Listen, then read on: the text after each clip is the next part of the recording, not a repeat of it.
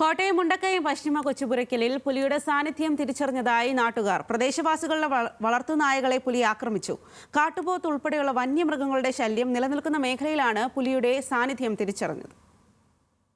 മുണ്ടക്കയം പശ്ചിമ കൊച്ചുപുരയ്ക്കൽ 10-ാം വാർഡിൽ ജനവാസ മേഖലയിലാണ് പുലിയെ കണ്ടതായി നാട്ടുകാർ പറയുന്നത്. പ്രദേശവാസികളുടെ 5 വളർത്തുനായകളെ പുലി ആക്രമിച്ചു.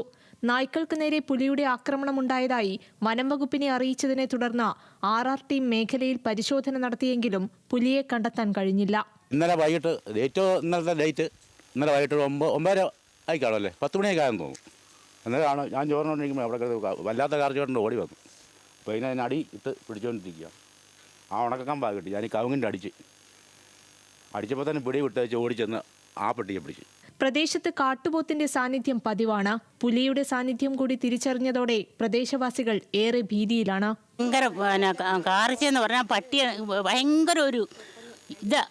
പിന്നെ മനുഷ്യന് ചില സമയത്ത് ഇങ്ങനെ ദേഷ്യം കയറല്ലേ, അതുപോലെ തന്നെ ഈ പട്ടിക്ക് ഇങ്ങോട്ട് വരുന്നത് കണ്ടാൽ തന്നെ നമുക്ക് കടുവായോ പുലിയോ എന്തോ വരുന്ന പോലെ എന്നിട്ട് അടിച്ച് അങ്ങോട്ട് കൊടയുക പട്ടിയെ. അത്രയും സംഭവം ഞാൻ കണ്ടു.